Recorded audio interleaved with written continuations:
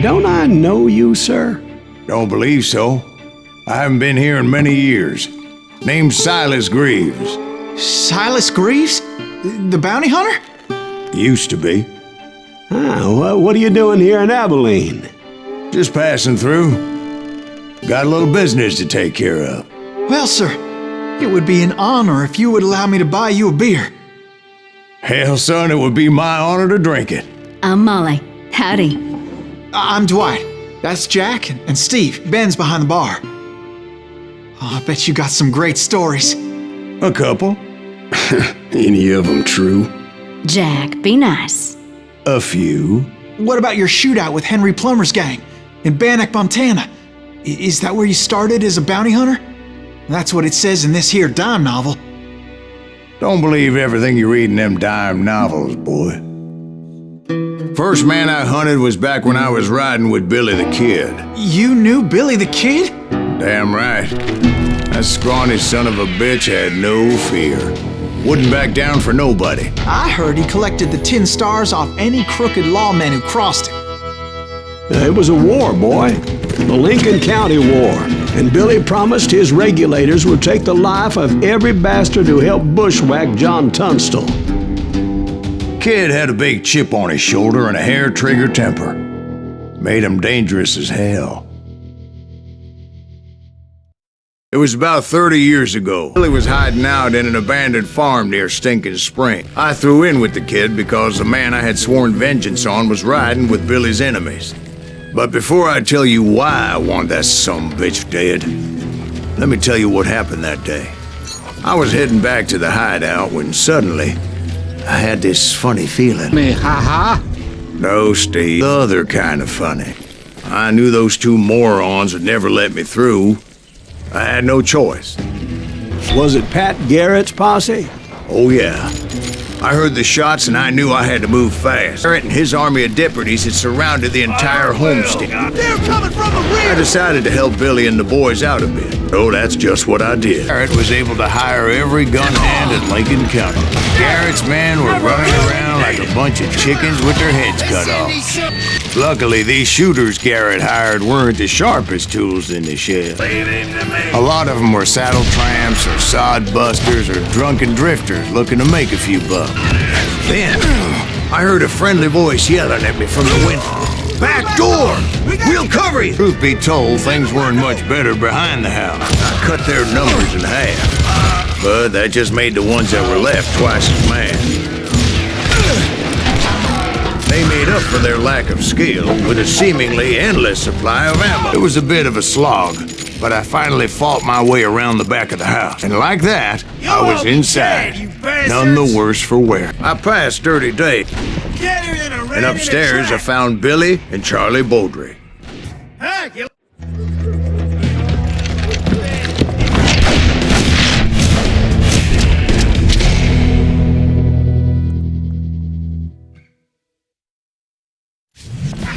Billy looked at me and said, "About time, amigo.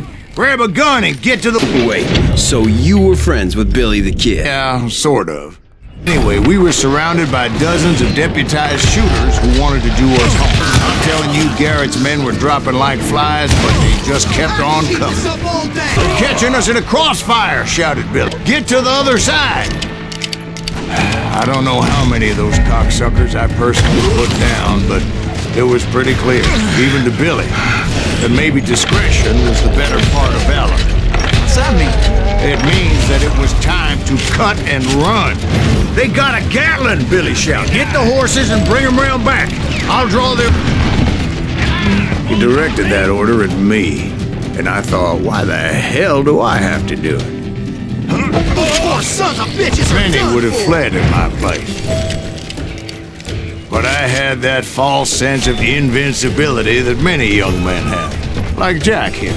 What are you saying, old man? Jack, he's joshing with you now. Yeah, he better be. Mr. Greaves, please continue. Please, call me Silas, ma'am. Now, where was I? You were heading for the barn.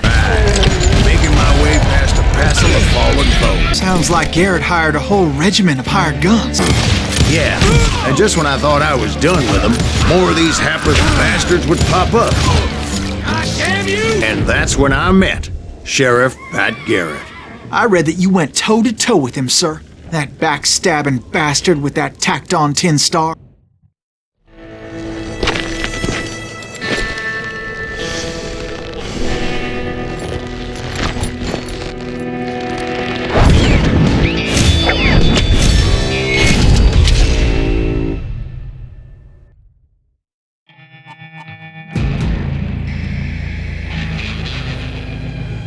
Challenged him to a showdown.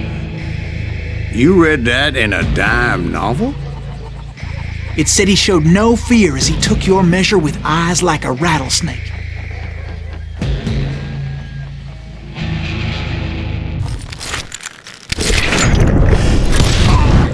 And that you killed him in a fair fight. Is that what that penny dreadful said?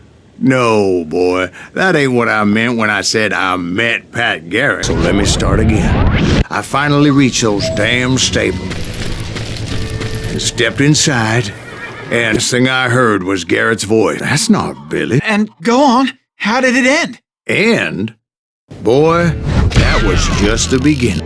Yeah, after I came to, the bastard had clocked me with his Colt.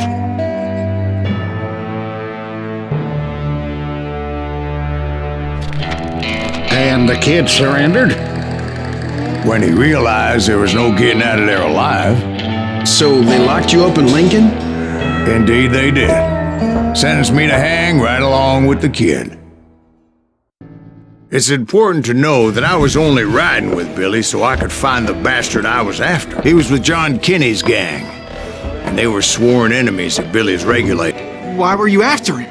I owed that son of a bitch a bullet for what he had done to me and mine. Instead, all I got for myself was a goddamn death sentence.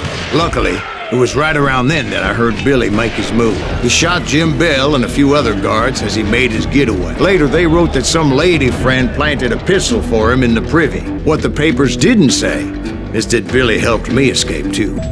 My first order of business was finding a firearm. I located Deputy Bob Ollinger's mean-ass shotgun.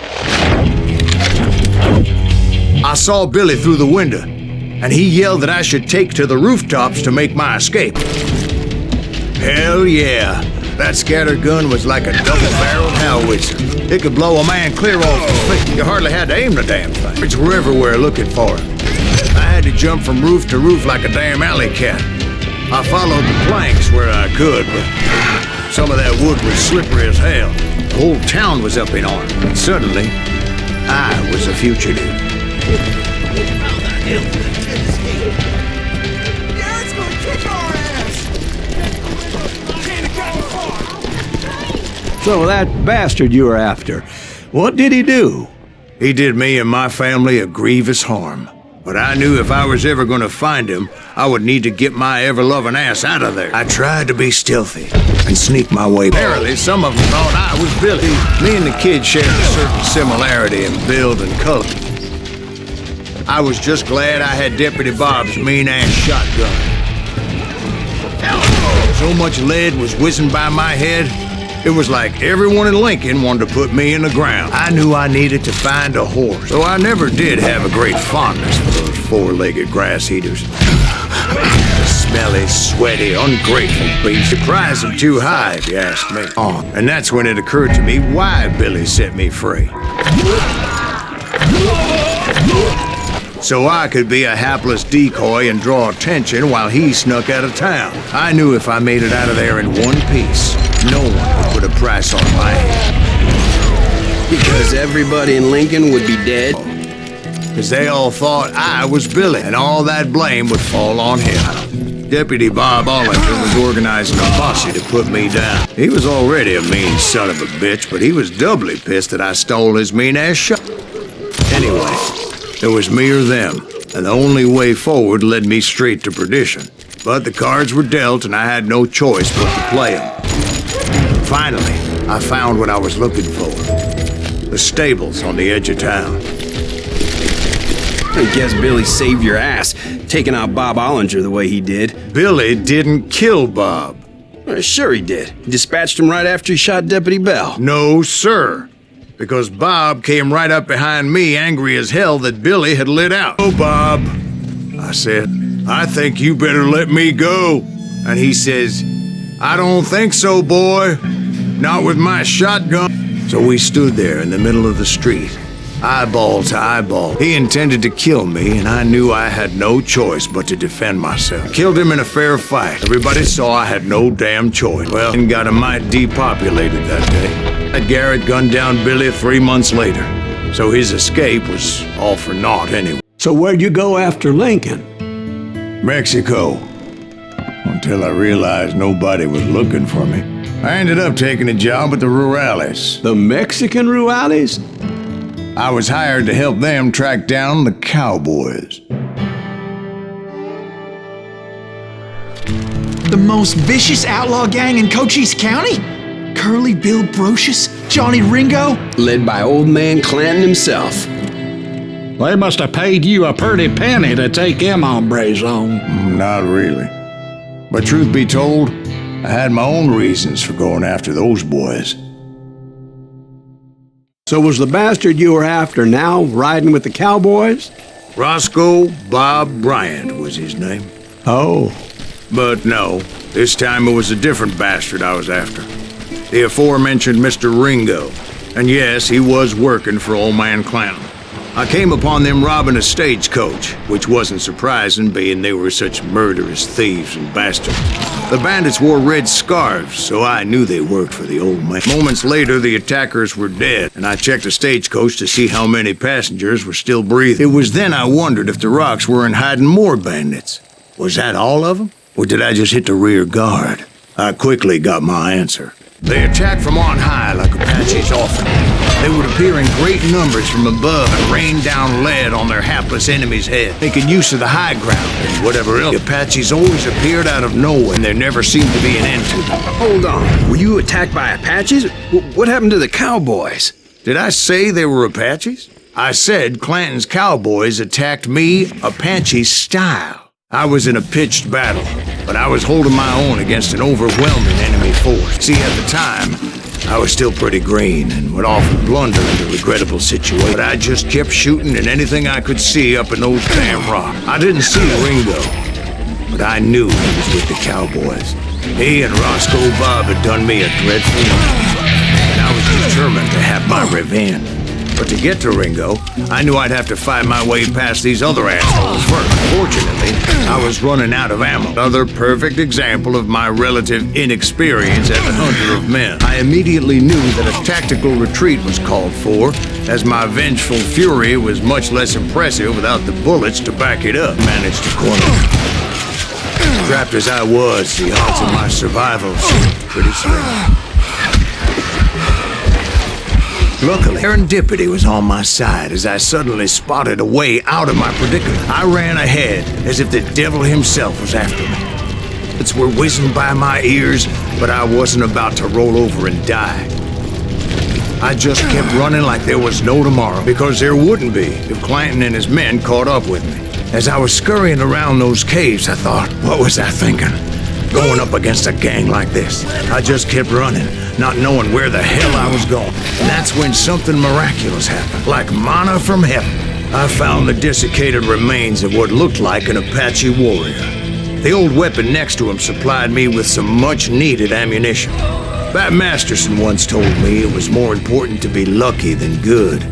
And he would know. And imagine my surprise when I found a fistful of dynamite to go along with that ammo. That stroke of good fortune evened the odds and bolstered my confidence. It was time to turn the table. Time for the prey to become the predator. Time for the hunted to become the hunter. Time. All right, Jesus, we get it. They were right where you wanted them. That's right. I was done running. The old man's boys were not expecting that. No, sir. I came at them like a wildcat. My fury knew no bound.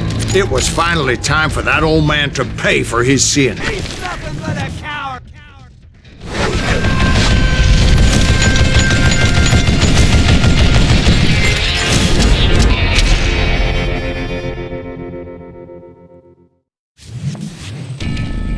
I yelled out at the top of my lungs, "Clanton, coming for you!" A little stealth might have made more sense, to be perfectly honest.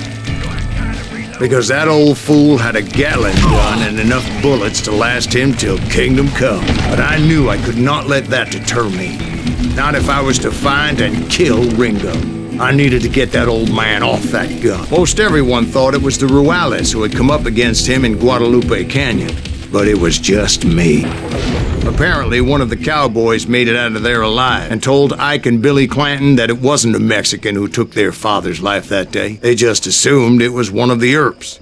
And that little misunderstanding eventually led to that legendary gunfight at the OK Corral.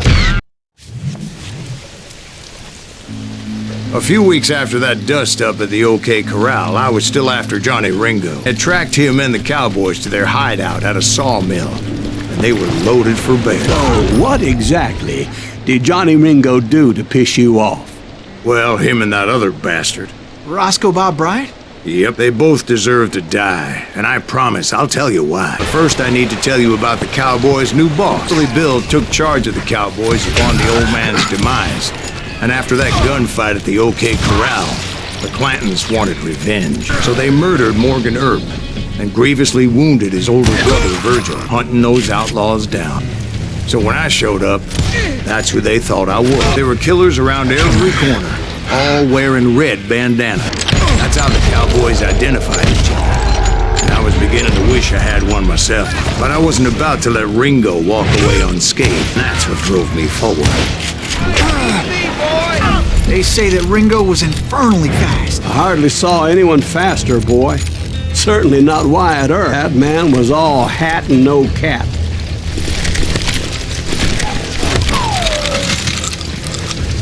Damn, he's hard to hit.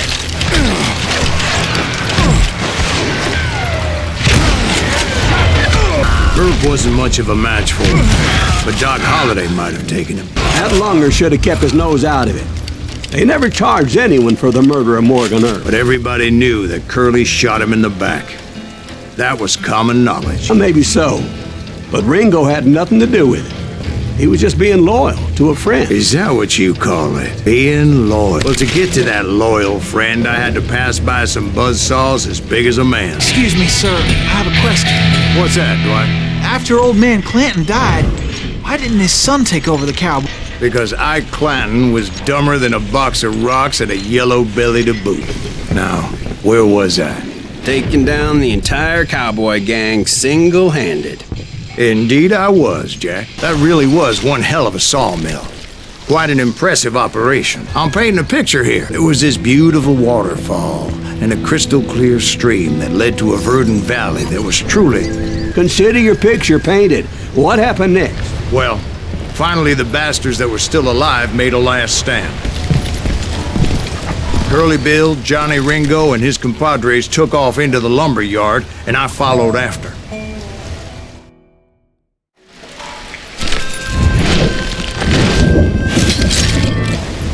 Are you saying they ran? Cowardice was not in Ringo nor Curly Bill's nature.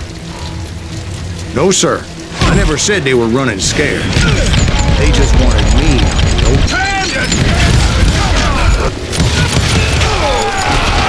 Brocious gave me no choice but to take his life. But Ringo was nowhere to be found. I knew you didn't kill Ringo, because he was found dead in a different location altogether. To this day, his killer is still unknown. Took me a few months before I finally tracked his ass to West Turkey Creek Canyon. It's incredible, sir. I always thought that Doc Holliday was the one that killed him.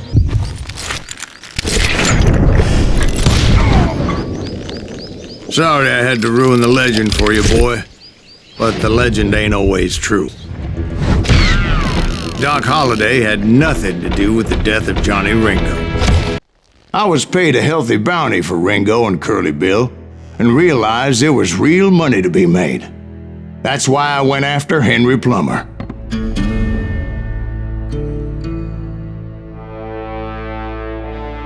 Now, wasn't he the sheriff who augmented his income by shaking down miners and robbing gold shipments? That's the one.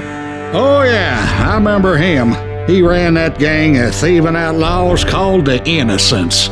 So it's true that you went toe-to-toe with him? Indeed I did, son. Indeed I did. I knew I needed resources if I was going to track down Roscoe Bob Bryant. And hunting Plummer looked like a good way to get rich quick, as the local vigilantes exposed him as the leader of the bandits and put a generous price on his head. Plummer rallied his gang to plunder one last gold mine before making their escape, and that's where I thought I'd find him. God made men. Samuel Colt made them equal. Unfortunately, prospectors weren't the only ones drawn to those riches. There were thieves and killers, robbing travelers and hijacking gold shipment, like those that ran with Plummer. Some were just regular folks I knew from town, drawn by greed and easy pickings. Charlie Crow, the blacksmith, James, who worked in the stable, Sam and Jeremiah Barber, the butcher's son. Ordinary citizens who lived a double life, stealing and thieving and murdering their neighbors. If Daddy had lived to see Alfred Nobel's explosive invention, my guess is he would have told Samuel Colt to kiss his ass. Plummer had a lot of men on his payroll. A hell of a lot. That son of a bitch pretended to protect the public with one hand while stealing them blind with the other.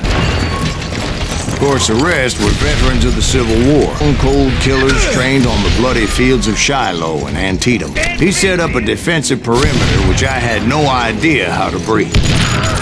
Dangerous, desperate individual. I was outnumbered and in way over my head, but I was too damn stubborn and stupid to realize it. They must have thought I was judged. Or had some kind of death wish. I thought I was some kind of hero. I finally made it past and headed on to meet my destiny. But first, I had something I needed to figure out. I had a few ideas on how to get into that mine. But once I made my decision, I knew there was no turning back. So my first thought was to enter the nearest mine portal. I saw an entrance. It was the quickest way in, but that also made it more dangerous, as there would undoubtedly be enemy pickets posted along the way. Besides, once you enter a mine like that, it's easy to get all turned around, and that confusing maze of corridors wouldn't even be the worst of it. Quick reflexes often make up for a lack of common sense. Luckily, I was never one to be easily bushwhacked. With all that gunpowder and dynamite everywhere, a body has to know what he's shooting at. All it takes is one tiny spark, and boom. I freely admit that my plan of attack was not just moronic, but clearly insane.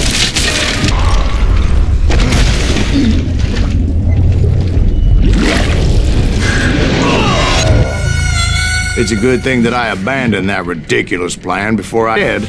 I spotted a ladder, a way into the mine from the opposite side. It was a long way around, but that approach seemed more sensible at the time. Of course, being I had a problem with heights, that scaffolding scared the bejesus out of me. Climbing down that ladder required some caution, because even though I had a younger man's reflexes, no man can dodge a damn bullet while climbing down a rickety ladder. I was determined not to give up, however, as Sheriff Plummer seemed quite the despicable character. When the vigilantes discovered what the sheriff was up to, people were outraged. That 10,000 they put on his head would go a long way in helping me find old Bob. And I had made it my mission to settle that score come hell or high water. But first, I would have to make a choice. Take the elevator or climb the ladder. I wanted to use the element of surprise. Plus, I figured I could use the exercise. I was warmed up already, so what the hell? Plummer was a mad dog killer, and the people of Nevada City deserved better. Nevada City? Well, I thought Plummer met his maker in Bannock, Montana. Right, well, he was the sheriff of both places at one time or another, but that's neither here nor there. The point was, taking him down would save a lot of lives, including my own. Oh, well, this day is just getting worse and worse with you. Henry Plummer was clearly unhinged, and I could see right away that this was going to take some doing. Damn it! I need some help here! Come on, boys! Take this cocksucker out! Yes! So that's how Henry Plummer died. Him and his crew were worth their weight in gold, and now I was officially a bounty hunter. So, did you finally go after that Bob feller? Well, I heard word he was in Kansas with John Wesley Hardin, so that's where I went. Where in Kansas? Abilene. Why do you ask, Ben? No reason. Was Hardin as fast as Ringo? Ringo was fast, but John Wesley was as fast as the devil himself.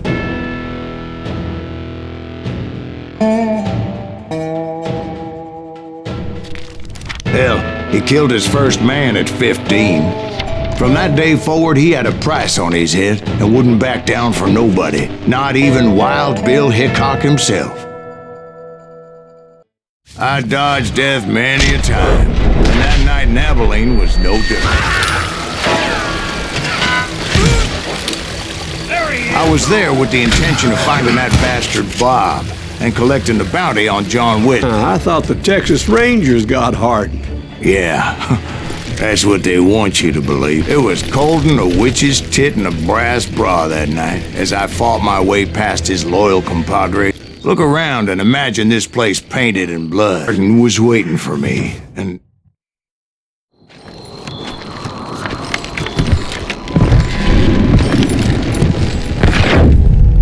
Wait, I'm jumping the gun here. Let me back up and give you some background on this sumbitch. He deserves that much. Don't you think so, Ben? John Wesley Hardin was a killer. By the end, he confessed to taking the lives of 42 men. He was a bona fide folk hero by then, and had amassed a gang of armed miscreants and other assorted thugs. He and his men set up camp outside of town, and I was hoping Bob was among them. Damn it!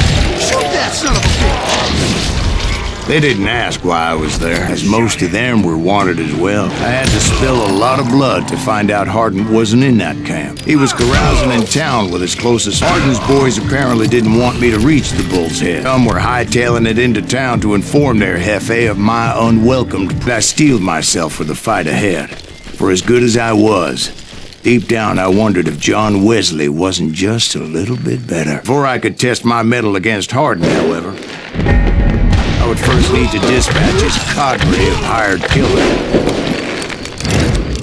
Most of these degenerates were beyond redemption, but John Wesley might have been a different story. I didn't learn until later that that night was in fact his birthday celebration. I think I already mentioned that I found Hardin in this very saloon. Suffice it to say, nobody there was happy to see me. In fact, I felt a certain hostility. I was disappointed that neither Bob nor John Wesley were among the dead. But that was short-lived, as a moment later I was facing down the fastest gun in the...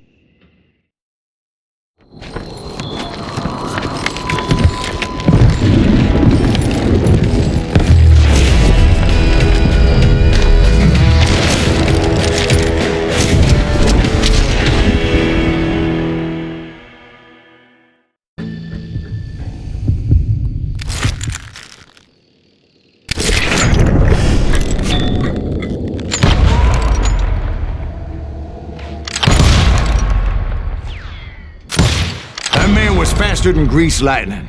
But being inebriated as he was, he didn't count his shots. And now, he was at my mercy. So he didn't die? No, I sent him to prison. Years later, after he was free, some restless avenger took his life. Shot him in the back in a saloon just like this one. Anybody up for another beer? Thank you, darling. Yeah, some say revenge is a dish best served cold. So whatever happened to that Bob guy you were after? Personally, I'd like to hear some of your other adventures. Like, I don't know, did you ever go toe-to-toe with a red man?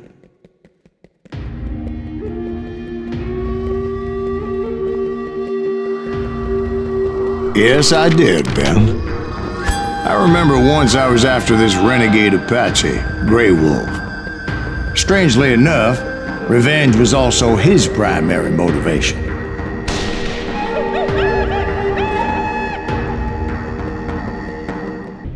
A bounty was put on Grey Wolf's head, and that's how I came to hunt him in the mountains so high they tickled the nether regions of heaven. Grey Wolf was a Chiricahua Apache medicine man who had led a war party in revenge for a massacre against his people.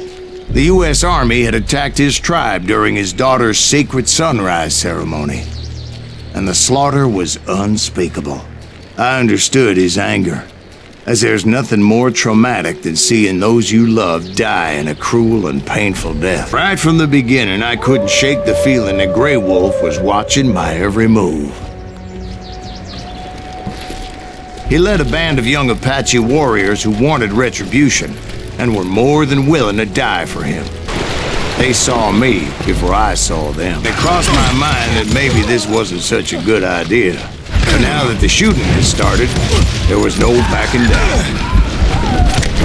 It was rugged country, the winter home of the Chiricahuas, and that's why they had retreated there. I admit to having some regrets about going after them the way I did. But then again, I got a lot of those. Not at that moment, but I did find the entrance to their... Yeah, but it's not out of bravery so much as pure, angry cussedness. See, back then, I had a stubborn streak a mile wide, and I wasn't about to back down. So it was like pitch black in there? Actually, it was pretty well lit. They had torches on the wall. How big was his cave? Big as hell, Ben. Chiricahua had hid out there during the Indian War. They thought it was haunted with the ghosts of those murdered by the horse soldiers. The cave was haunted with dead Indian ghosts? To be honest, I was more concerned with the live ones than the dead ones. How come you know so much about engines? A few years back, I was married to 2 Mescalero women. At the same time? Yeah, they were sisters. Polygyny is traditional among the Mescalero. So what happened? Oh, I had to get out of there. Those girls never shut up. Both of them nagging at me all the time. Drove me half crazy. Haven't seen them since. No, I mean, what happened with Grey Wolf? Oh, well, I pursued him into the Cave of Death. I came upon this flooded grotto, and that's when I saw him. He came to me unarmed and unafraid. His voice echoed in the shadow, and I sensed he meant me no harm. You carry great darkness in your heart, and if you do not release it, it will claim your soul. The sound of his voice put some kind of ancient... You will come to this place again and kill many more men, and the darkness will grow until it consumes everything that you are. So will have no rainbow if the eye have no tears. He said I was a great warrior, a coyote man, unequaled by any other pale-faced warrior, or something like that. The snakes will bite shadows of your past until a venom poisons your heart, and an echo of the song of the dead summons the spirits deep from within the mountain. I didn't quite get what he was saying, but there was definitely snakes. And indeed, his warriors surrounded me and attacked me like hungry wolverines. They couldn't stop me, though, and Grey Wolf wasn't in the mood for idle talk. I swear I couldn't see any way out of this trap. But suddenly, one just appeared. Kind of like a mirror. I felt like I would be lost in that damn cave forever. Finally, I found myself back outside, perched on the edge of a precipice, overlooking a thundering white-water river. To get where I was going required several leaps of faith, but no way in hell I was turning. I chased after him, determined to make him explain the meaning of all that mumbo-jumbo. Mumbo-jumbo's right. Are you making this all up as you go? A few details may be fuzzy, brother, but I am relating exactly what happened to me. There were dozens of Apache warriors aiming at me from on high. Dozens? Well, maybe not dozens, but there was a lot of them. At least 3 or 4. Well, more than that, little lady. I had a steep climb up creek ahead of me and scrambled up those rocks like a mountain goat. I was determined to locate Grey Wolf and find out exactly what the hell he was trying to tell me. And you know it. That crafty son of a bitch led me right into a trap. What kind of trap? Well, son, there had to be at least 100 Apaches surrounding me. 100? God be my witness. Come on, who are you kidding? Hey, I believe you. Come on, tell us how it ended. All right, but I'm not gonna drag this out. Where were we? You were surrounded by 100 Apache warriors. Well, I didn't take the time to count them exactly, but there were a lot of them. And in the end, a path appeared before me that I had not seen before. Followed it as I desperately needed to find out what Grey Wolf was trying to tell me. It was like that son of a bitch disappeared into thin air. Did find him. And never did collect my goddamn bounty. Thank you, darling. It's interesting how the truth can sometimes seem might malleable, depending upon your point of view. Like how those dime novels make you out to be something you're not? Jack, don't be starting trouble. No, he's right. They do tend to exaggerate. Did they exaggerate your part in taking down the Daltons? Well, I was there in the flesh, boy, so I saw what happened firsthand.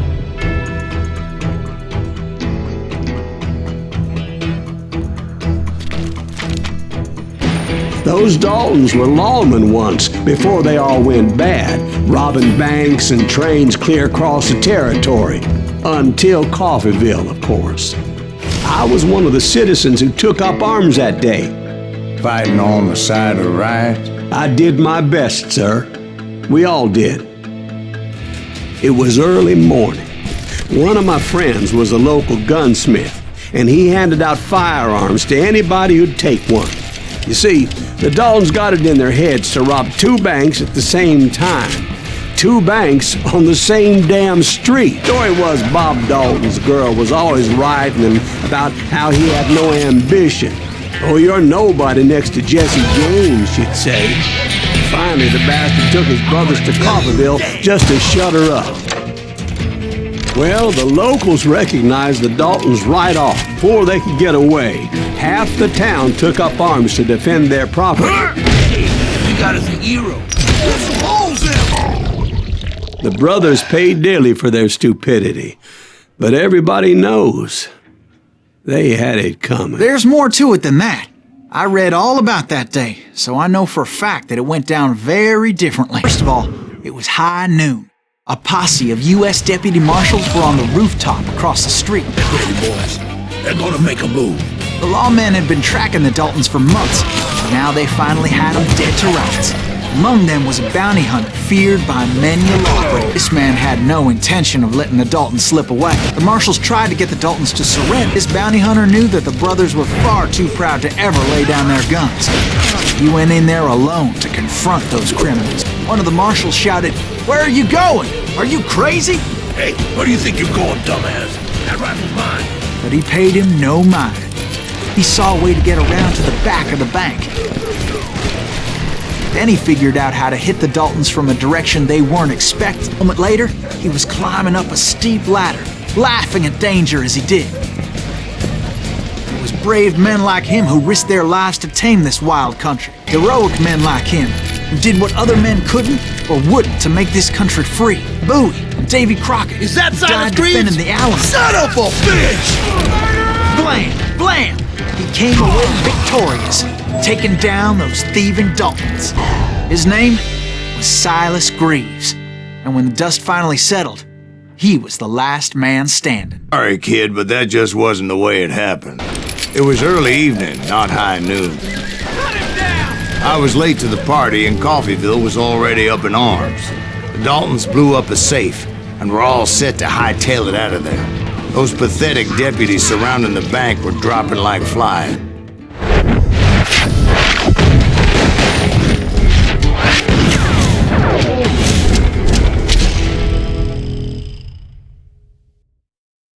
I had been tracking those jokers for months, waiting for them to do something reckless. And finally, they did. Those stupid bastards decided to rob 2 banks at the same time in the same town where everybody knew them. But they still had friends in Coffeeville. Those friends came after me like a pack of wild dogs, tooth and nail. They were coming at me from all directions. I caught sight of the Daltons running with the money and didn't want to lose it. Problem was, they knew the town better than I did. And to top it off, I found myself in the middle of another shootout entirely. Did the Daltons hole up in somebody's house? No, it was the Smiths, I believe. They were cousins of the Daltons, and they were shooting at the Browns, who were shooting at the Daltons. Which wasn't any surprise, because those two families have been feuding forever. And since the Joneses are related to the Browns, they shot at the Smiths, pissing off the Heimhoffers, whose daughter recently married a Smith. Well, bullets were flying every which way as all the old feuds in Kansas caught fire all at once. There was a hell of a lot of pissed off people in Coffeyville that day. But that's just the way life is sometimes. Dalton boys knew I would never give up. Those Daltons weren't the sharpest knives in the drawer, but they always stood together. They set a trap to slow me down and allow at least two of them to escape. The third brother stayed behind to plant me, just in case that trap of theirs didn't work. It was Emmett, the youngest, and he decided to stand his ground and face me down. You Silas Greaves, this is where it is for you. He was determined to protect his brothers. I understood how he felt. Taking me on all by his lonesome wasn't exactly a recipe for a long life. But Emmett Dalton survived the robbery in Coffeyville. He's the only Dalton who did. They say he was shot 23 times. Well, Dwight, who do you think put all those damn holes in him? But I have to admit, that boy had grit. We'll get those suckers. It took me a couple of days to track the Daltons down. They can't get away with this. And in that time, a whole posse of local vigilantes offered to lend a hand. They seemed as determined as me to find those outlaws. But as we headed into those swamps, it was like I had my own private army. There was no way those boys were getting away this time. It was early fall, right? Beautiful time of year. At least you had the weather on your side. Not by my recollection. It was damp and foggy as hell. It was tough to stay on a true course.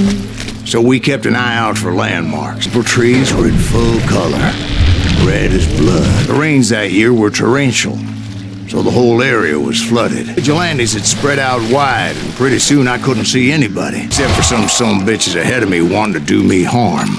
So I had to face them alone. I wondered why my compatriots didn't come running when they heard the shots. So did you find the Daltons? Not yet, but I did have the questionable pleasure of meeting a few of their friends. Sorry, son of a bitch. The boys had established quite a reputation by that time, so they attracted all manner of riffraff to their cause.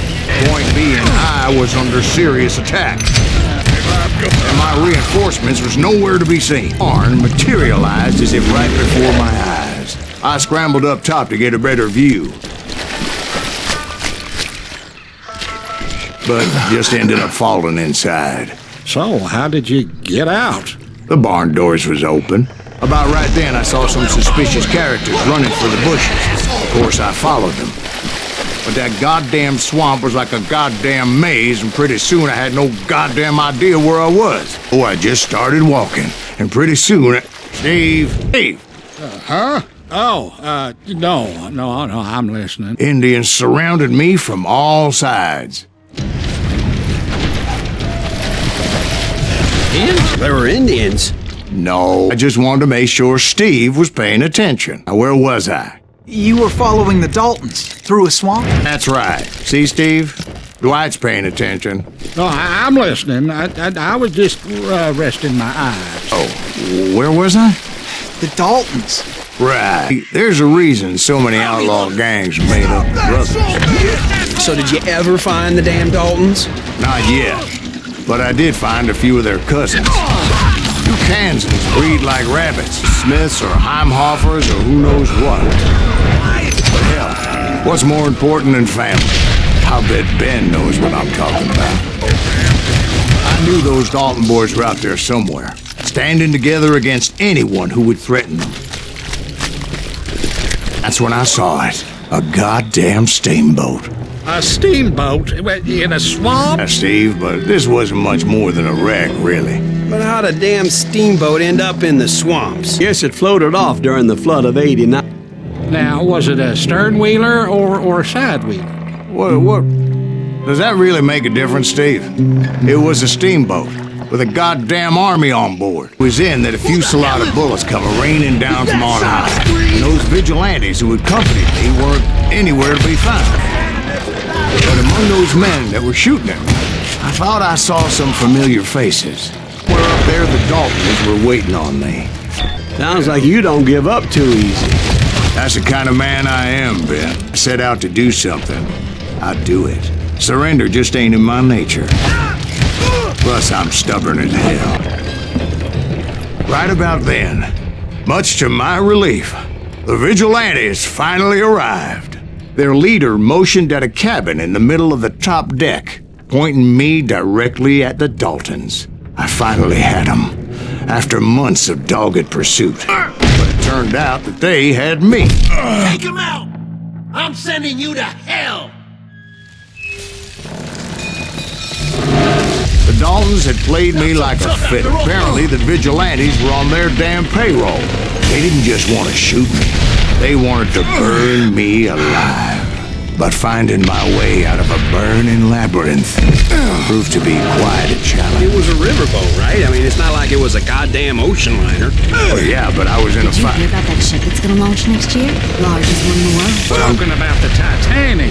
If you ask me, it's too blessed big. I don't think it'll even float. So anyway... Don't be stupid, Steve. They know what they're doing. They say that the Titanic is unsinkable. Oh, God. But getting back to that steamboat, how'd you get off it, Mr. Greaves? I took in a lot of smoke that day, so I admit my recollection might be a bit hazy. But somehow I managed to finally disembark. It was time to settle this once and for all.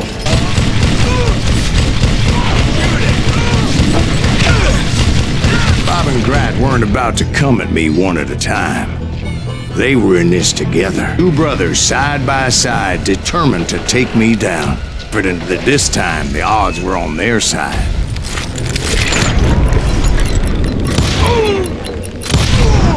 They got it wrong. Sad end for those two. If they'd only known that Emmett was still alive despite his wounds. Old 14 years later. He moved to California and sold real estate and lived off the legend of that fateful day. And the tragic death of his two brothers. My own brothers died tragically as well, truth be told.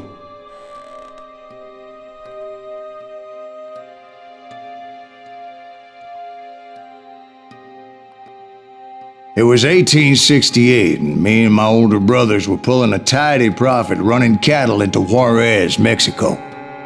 One night after my brothers retired for the evening, I found a little poker game in a cantina with a couple of cowboys. And I just couldn't lose. I even won an old Spanish coin that had to be 100 years old. Well, I was mighty pleased with myself the next morning as my brothers and I rode for Texas. But before we crossed the border, those cowboys caught up with us. It was Johnny Ringo, Roscoe Bob Bryant, and another asshole named Jim. They wanted their money back and everything else we had, including our lives, as those boys didn't want us coming for them later. Bob put that old Spanish coin in my mouth and said, "I won't have it said that I left you with nothing, boy." Well, those horses bolted, and there we hung as those bastards rode away. The branch finally snapped under the weight of the three of us, but being my older brothers were bigger and heavier, they were already dead. And right then I swore to myself that I would avenge them. Ringo you know about. But Bob eluded me, until I heard he was riding with the Wild Bunch.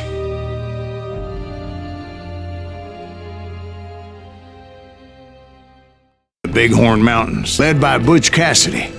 They were a loose association of outlaws who robbed banks and trains from Colorado to Montana. Among them was the Sundance Kid, and that murderous hombre I was tracking, Roscoe Bob Bryant. Were you a part of that giant Pinkerton posse after the Wild Bunch? No, boy. A circus like that would have slowed me down. Besides, I wanted Bryant all to myself. I'd heard about a large shipment of gold being transported to Wilcox, Wyoming on the Overland Flyer. I figured the Wild Bunch would likely hit such a treasure, and by God, I figured right. Blew the bridge with the intention of forcing the train to stop. Well, I assumed the Wild Bunch was likely in the still intact part of the train high above. So I had no choice but to make my way up through the passenger cars dangling down.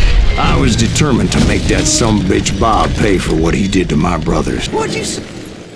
Well, I made my way off unscathed and came upon a few members of the gang and had no choice but to dispatch them. From there, I had to negotiate an even more precarious route. But first, I would need to get my ass out of there.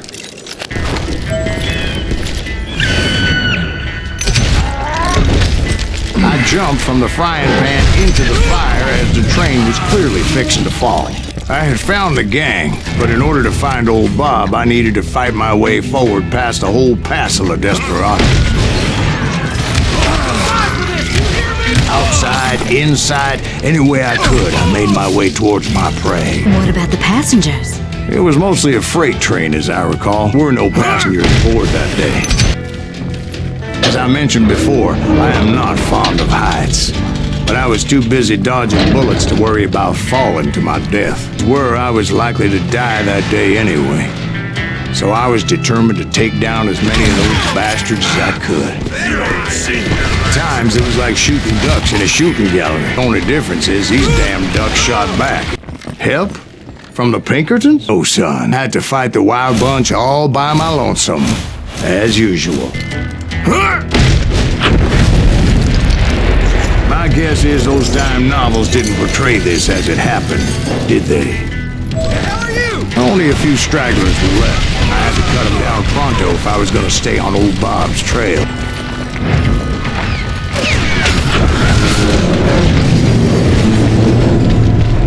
Once I silenced all those guns, I went searching for my nemesis, determined to finally have my justice. But the only survivor who welcomed me was George Flat-Nosed Curry. Who was he? The fastest gun in the gang, right after Sundance, I mean, and Kid Curry, and maybe Elsie Lay, though some folks might dispute that.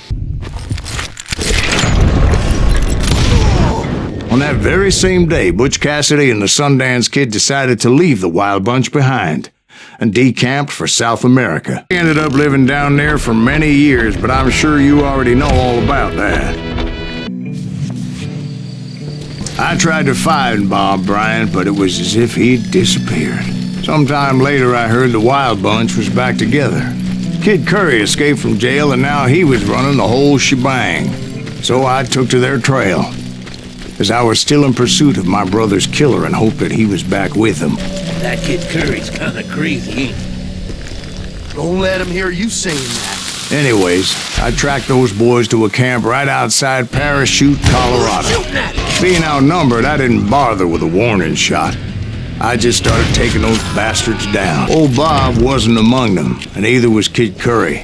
I could sense him close by, however, plotting something nasty. I just needed a clue as to their whereabouts, and I found one. A map with their bold plan clearly marked. This time they were fixing to blow up a train trestle, free of the Union Pacific. The plan clearly indicated how they were fixing to undermine several of the weakest wooden supports.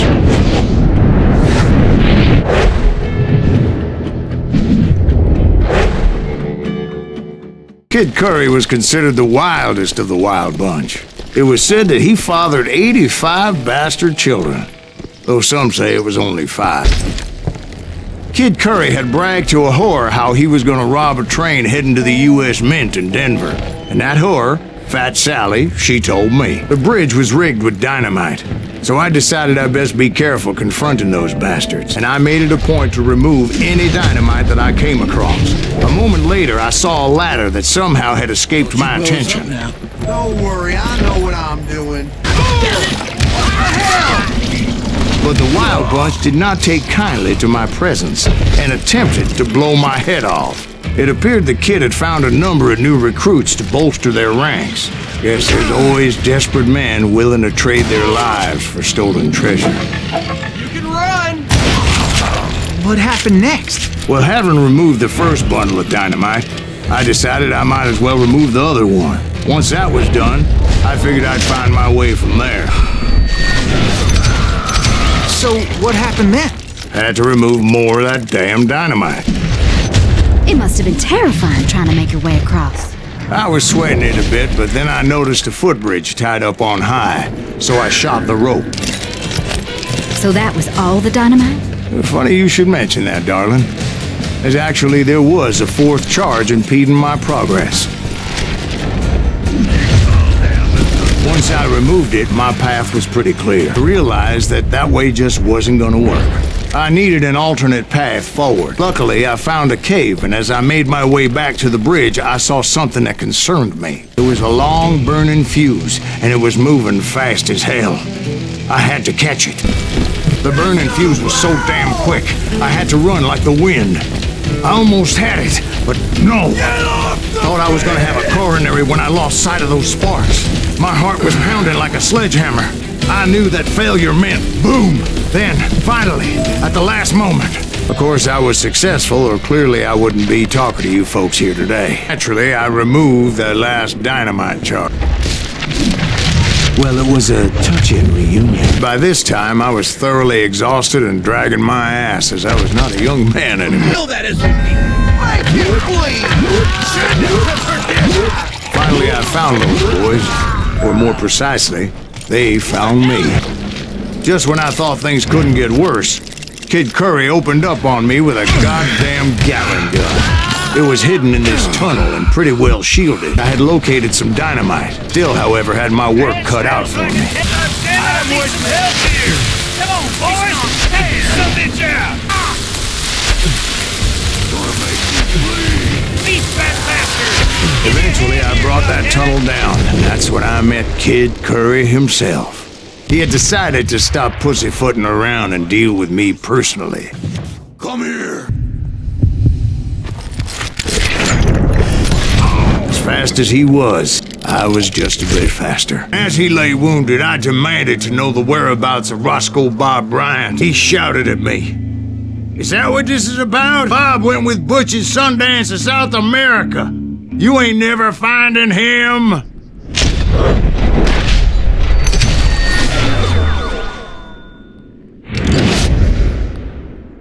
Those were his last words.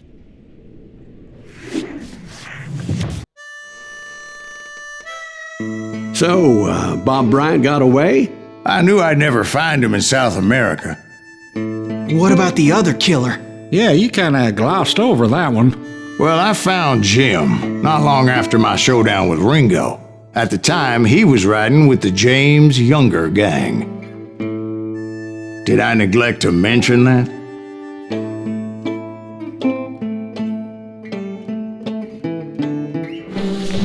Jesse James? The greatest outlaw who ever lived? Jesse and his kin rode with Quantrill when he raided Lawrence, Kansas, and killed near 200 people, boy. Nothing great about that. And from there, him and his brother went on to rob banks and trains from Kansas to Missouri. Which is why there was such a rich bounty on their heads. 40 grand for both of them, dead or alive. That's one hell of a payday. I confronted them as they were robbing a train. Bullets were flying at me from every which way. But I knew I'd have to fight my way forward if I was gonna find this Jim. Now wait a second. How'd they stop this train in the first place? Well, the James boys were experts at this.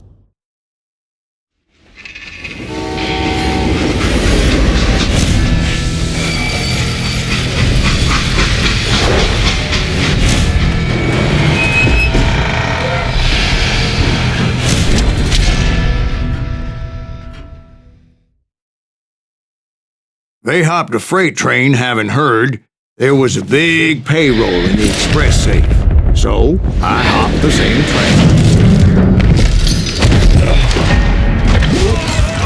The James Younger gang was decimated after that little fiasco they had in Northfield, Minnesota. So Jesse needed more men and took on the killer I was after, along with a host of others. I was hoping to find my man and put a bullet in his head. Climbing around that train, I must have swallowed 100 damn bugs before I The reached James that... Younger gang pulled the first train robbery west of the Mississippi. Sounds like you hold them in high regard. Everyone knows they were the most famous outlaw gang ever. And you took them all on by your lonesome. Again, I'm finding this all a little hard to swallow, friend. Well, maybe you need to wash it down with some whiskey. By the way, did I mention that train was flying down those tracks like a bat out of hell? Anyway, excuse me, Ben. Where would I find the gentleman's facility? Suddenly I have an urgent need to drain my one-eyed snake. Well, I've had more than a few drinks, and I've been sitting here for quite a spell. Right through there. Let me show you. I've never heard so much malarkey in my life. You think he's bullshitting us? You don't think he's Silas Greaves? I think he's just some old drunk looking for some free liquor. I don't know, Jack. I think I believe him. You don't think he met Jesse James? Oh, you gotta be kidding me. That story makes no sense at all. Jack. I mean, you gotta be 2 bricks short of a load to believe that cock and bull story. I don't agree. Jack, lay off the Oh, bar. you seriously think that tired old man went toe-to-toe with Jesse James? Well, that's better. Did I mention that this Jim was married to the infamous Belle Starr? Of course, I didn't learn that until later. Anyway, I made my way forward the best I could. Around the sides, over the roof. At some point, some sumbitch saw me and shouted out, "It's a damn Pinkerton!" Now, I never worked for that line of cops, but I guess they assumed I was one of his assassins. Those evil bastards firebombed Jesse's mother's house and killed his stepbrother. It was no wonder each and every asshole on that train wanted me dead. Everybody's always mistaking you for somebody else, aren't they? Why is that, I wonder? Don't rightly know, Jack. I'm just telling you how I remember it. I bet you are. I came across a flat car piled high with logs and had to come up with a creative way to make my way forward. I wondered if I was ever going to find the front of that train, or the bastard I was after. Jesse hired a damn army after Northfield. Guess he didn't want to be outgunned like that ever again. Right about then, I was attacked by some asshole on a Gatling gun. Yeah, seems like you run into a lot of them. Asshole? Yes, I did. Now, I don't remember how I took it out. It was either a bullet or dynamite. I was looking for Jim and shooting any son of a bitch stupid enough to get in my way. That included Jesse James himself. There were a lot of men determined to die that day. It was then that Jesse detached the express car from the rest of the damn train. See Jesse waiting for me, fixing to kill me so he could get away with all that money. A showdown with Jesse James? Of course he didn't. Everybody knows that Jesse was killed by Bob Ford. Yeah, not like John Wesley Hardin. Coward shot him in the back of the head. Guess it doesn't matter how far you run, does it, Ben? Your past always catches up with you. Yeah, I didn't kill Jesse James. Just wounded him bad enough to convince him to hang up his guns. What about that Jim fella? What happened to him? I figure he was up front with a gun to the engineer's head. Bastard slipped away again. I'll tell you how I got him. But first I need to wet my whistle. For my showdown with Jesse, I continued to track his brother, Frank, and that sumbitch Jim. I followed those bastards into the high mountains as they were going to ground. What mountains would that be? Somewhere in the Ozarks, I believe. Perfect place to hide out from the authorities. In fact, before I could find them, some Indians who fled the res and were hiding out from the military found me first. They probably thought I was a cavalry scout and didn't want me telling the military where they were. Engines? They could have been Cheyenne, but there was all sorts of renegades roaming the landscape back then. Nothing better to soothe the troubled soul. Now, where was I? Indians, right. I had more than my share of run-ins with the Red Man. Like that time, did I tell you about Grey Wolf? Yes, sir. You did. Of course I did. In fact, I can still remember that old medicine man's words to me. Jesus Christ, we're back to that again? You carry great darkness in your heart. It will claim your soul. So, did you ever find him? The man you were after? Let me ask you something, Ben.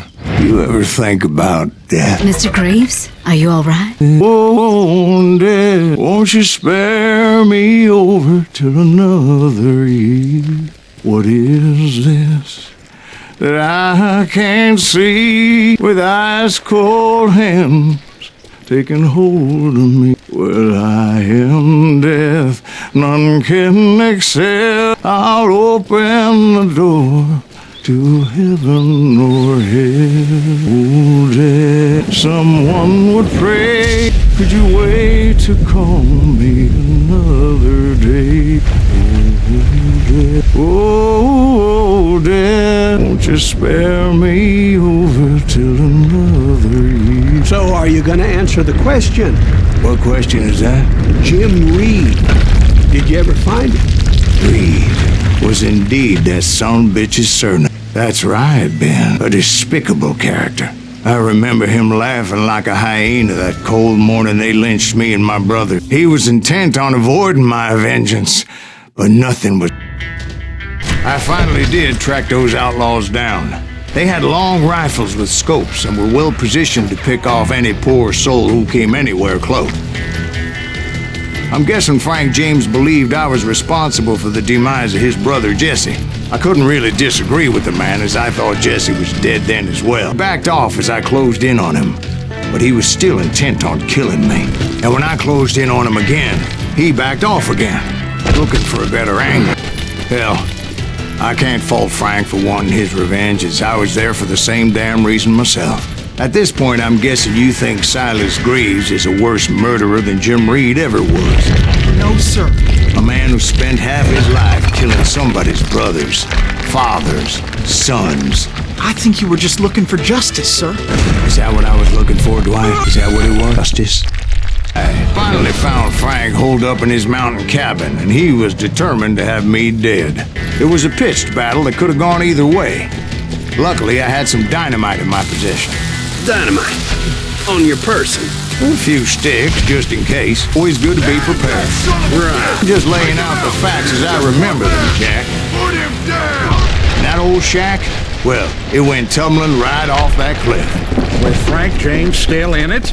Yes, sir. But Frank James is still alive, living in Missouri, showing folks around the family farm for 25 cents a tour. I didn't say he died in the fall, now did I?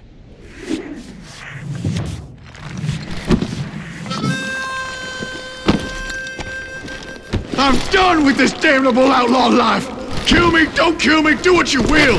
At this point, I just don't give a shit! I explained to Frank that I had nothing against him personally and that I was looking for someone else. You want Reed? Have at him! I never did like that bastard! I am done here! We parted in peace as Frank pointed out the path to my prey before making his way back down the hill. So what happened with Reed? Well, I finally found the last of the gang hiding in a nearby cave. First, I had to dispatch the lookouts. But I was determined not to let that murderer escape my revenge again. But rather than wander in willy-nilly, I decided it would be better to smoke that sumbitch out. "Hey, Reed!" I shouted. "No wonder you're so ornery. Can't be easy being married to Belle Starr. While you're off providing for the family, she's spreading her legs for every Tom, Dick, and Cole Younger. Not an attractive woman exactly, but very friendly. At least she was to me." Bitch! It was then that the last bunch of bandits jumped out of hiding. Why won't this asshole give up? Would someone please kill him? It was just me and Reed. I had waited a long time to face him down, so I could repay him for what he did to my brothers. Pay him I did. Well, I don't know about you boys, but I'm pretty beat. Well, it's too damn bad you never found that Bob character. Seems a shame he never had to pay.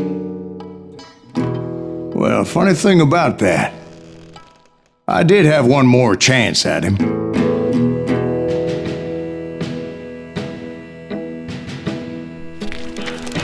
Six months ago, I heard that Butch and Sundance were back in the States and had gathered up some of their old gang.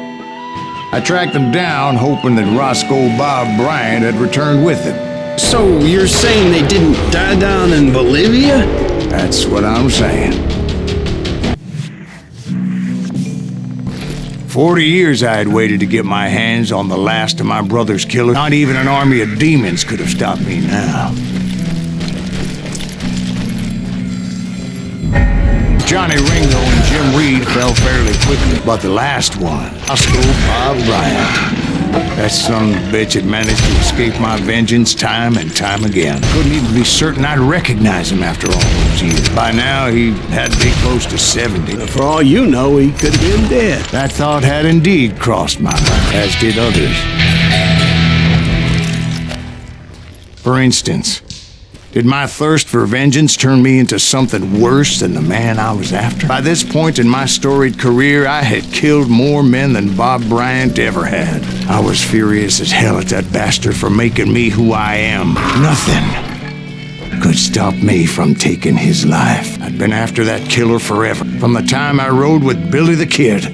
But that chapter of my story you already know. After that fairy tale you... Suddenly it was 1910. There I was, an old man roaming a ghost town dead almost 2 decades. The town was falling apart, even though the ghosts of my dead brothers were begging me to end what I started so long ago.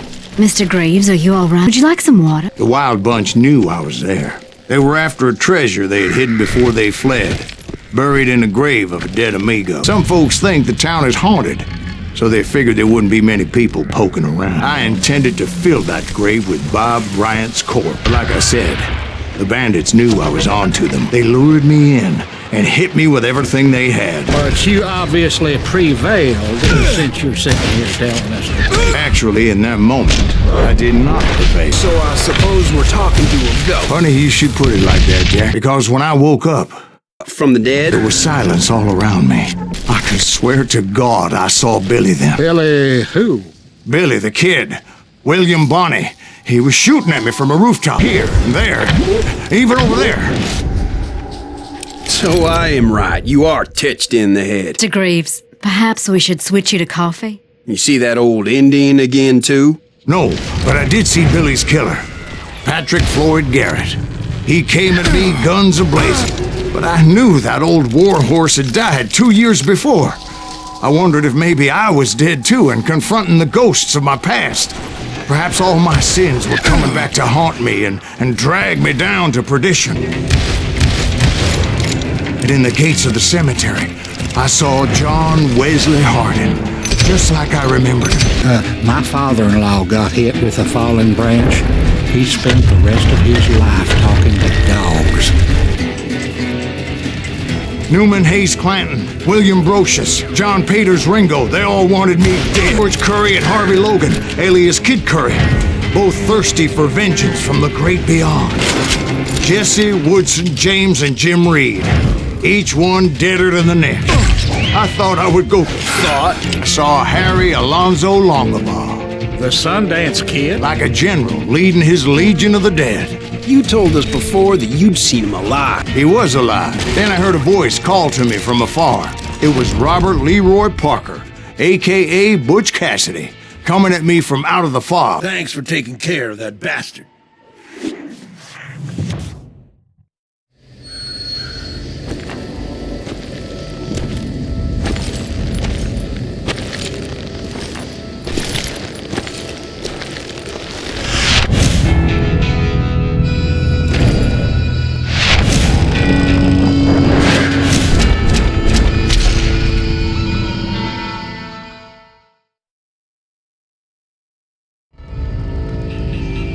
But the kid wasn't quite deceased.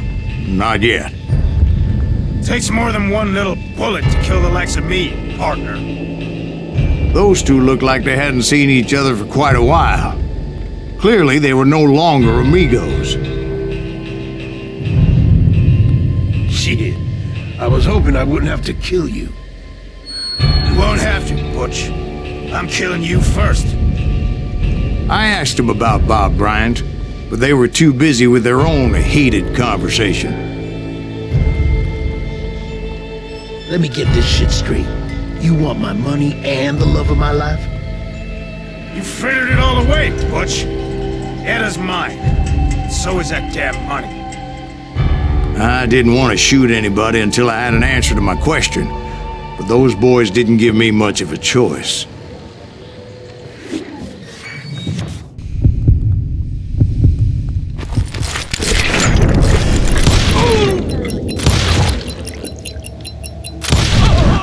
Butch Cassidy and the Sundance Kid died there in that cemetery not 6 months ago. Butch Cassidy and the Sundance Kid were killed by the Bolivian army. Everybody knows that. That's the legend, but it ain't the truth. So, you never found Bob? There is no Bob. This old sumbitch ain't even Silas Greaves. Sir, is that true?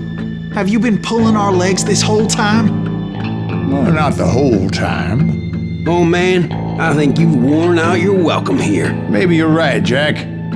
Maybe it's time to pay. You see, Ben, or should I say Bob, your past always catches up with you. I was a different man back then, crazy. Drinking, I've changed my ways, I swear to you. If I could turn back the clock, But you can't, Bob.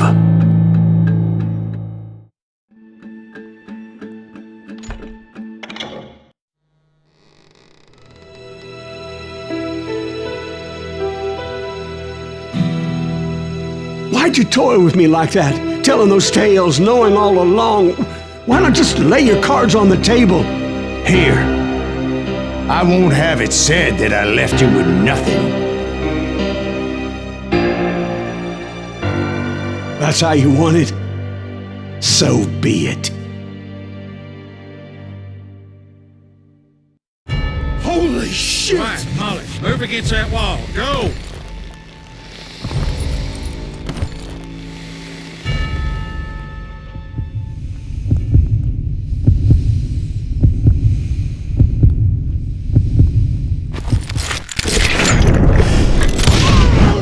Oh my God! Oh, Jesus!